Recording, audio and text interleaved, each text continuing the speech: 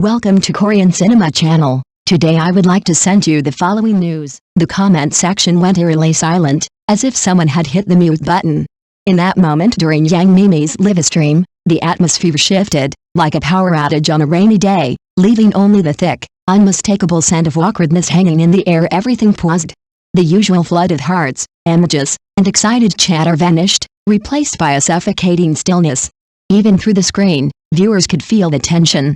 It was the kind of silence that made people hold their breath, waiting, unsure if the moment would pass or spiral further for someone as lively and adored as Yang Mimi. This rare slip into awkwardness was like a crack in the perfect picture, brief, but striking. She absent-mindedly pushed her food around, then casually dropped the line, "If you don't like it, just leave." Her expression, sharper than any she's delivered in a drama, hit harder than expected. Yulong, sitting beside her, didn't stay quiet either.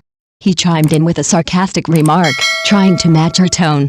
But instead of sparking engagement, the viewer count dropped faster than the rice slipping off their chopsticks. That's when the question started spreading across the internet. How did the beloved sweetheart Yang Mimi from short dramas suddenly turn into a social disaster queen the moment she went live? In her dramas, Yang Mimi is the image of innocence, soft-spoken, wide-eyed, warmest spring. But in this unexpected live-stream moment, audiences were met with an entirely different side, blunt, defensive, and visibly irritated. The contrast was so jarring that even her loyal fans were caught off guard. Some viewers saw it as a rare moment of authenticity, a glimpse into the real or behind the roles. Others weren't as forgiving, calling it unprofessional or breaking the fantasy. In an era where image is everything and live streams are as much performance as the dramas themselves, that one unscripted sentence might have cost more than just a few followers. It raised a new question: where is the line between being real and being reckless, and can stars afford to cross it, even for a con? Honestly, for a moment there, I genuinely thought I'd clicked into the wrong live stream, maybe wandered into some chaotic family group chat where parents were mid-argument. The whole vibe was just that off. Funny thing is, Yang Mimi's short drama roles used to be quite endearing. She played those slightly clueless, sweet but silly characters so well, the kind that bumbled through misunderstandings, made adorable mistakes, and somehow still won everyone's hearts. Sure, her acting was a little raw, even a bit amateurish at times, but that was part of the charm. It felt real. Audiences watched her fumble and fall and thought, she's just like that in real life. For a while, the hashtag Yang Mimi short drama was floating high on the trending charts, higher than some would rank her acting, if we're being brutally honest. But people weren't there just for polished performances. They were there for the feeling, the laughter, the lightness, the unfiltered sweetness she brought to the screen. That's what made the live stream moment so jarring. Gone was the lovable clumsy girl. In her place stood someone sharp-tongued and visibly annoyed. It wasn't a character break, it was a reality check. And for many, it was hard to reconcile the two versions. Maybe it was just a bad day. Or maybe the gap between on-screen personas and off-screen reality is wider than we thought.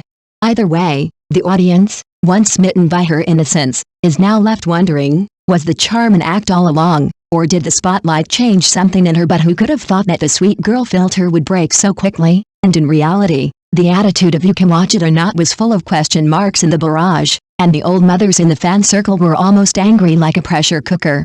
Today, they are still brushing the charts for her data, and tomorrow they want to withdraw their fans and go home to farm. The speed of the entertainment industry's car crash is sometimes faster than F1. In fact, it is not news in the artist circle to be against fans. Looking back at history, a few years ago, basketball star Joki's words "what do you know" in the post-match interview directly ignited the anger of fans. On social media, fans turned into detectives, spraying data analysis, and even the brand lost fans. The magnifying glass function of social networks is to focus on other people's sesame seeds, and don't even look at their own watermelons. This time, Yang Mimi's live broadcast room fan activity dropped by 1/3, and the positive voices in the comment area also shrunk pitifully. These numbers can be understood without doing questions. The audience's patience is not that much, the filter is broken, and the star chaser can calm down in seconds. In fact, no one can say whether live broadcast is a social welfare for idols or a large-scale car crash. You said that Yang Mimi's emotional reaction to scold fans is an instinctive reaction, which is not unreasonable.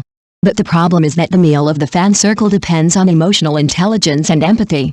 If you treat fans as air, then data and traffic will also treat you as air. In the skit, it is sweet to the point of being sick, but in reality, it is full of disgust. This contrast is more choking than mixing ice cola with hot water. The entertainment industry relies on personality to make a living, but if you are not polite at the dinner table, everyone will go hungry. The story behind this is actually quite interesting. In the internet age, the distance between artists and fans is like the likes in moments. It is obvious that one click will get through, but there is a layer of glass between them. Fans want idols to be down to earth, and idols want space to breathe, and in the end it often turns into a scene of mutual scolding of "you don't understand me, I don't understand you." Who still remembers that when Ronaldo played well at Manchester United, the whole audience booed him for a mistake? At that time, the fans' reaction was also quite amazing. They shouted support on the front foot and sent the star to the hot search on the back foot. Isn't Yang Mimi's live broadcast just a social ball game? The audience gives the opportunity, and whether the artist can stabilize the situation depends on the performance on the spot. Back to Yang Mimi, it is not a big rebellion to confront fans, but it does make people feel nervous. As a public figure, everyone is bound to have emotions, but at the moment of losing control, fans' minds can be seen through without a microscope. When idols fall, the barrage is cold first, and then the hot searches witness it. The personality economy in the entertainment industry is never short of surprises.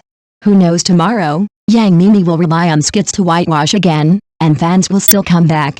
But this time, the plot is a bit novel, and netizens have learned to vote with their feet, and the scale in their hearts is more accurate than before. Of course, this kind of thing happens every year in the circle, and the stars who fall have their own reasons. Last year, Han kicked the variety show, and a joke when interacting with fans caused a lot of controversy, and the scene was even hotter than Yang Mimi. In the final analysis, artists and audiences are like teammates playing doubles. If they cooperate well, they can win the championship, but if they make a mistake, they may blame each other. Everyone needs to learn the lesson of emotional management.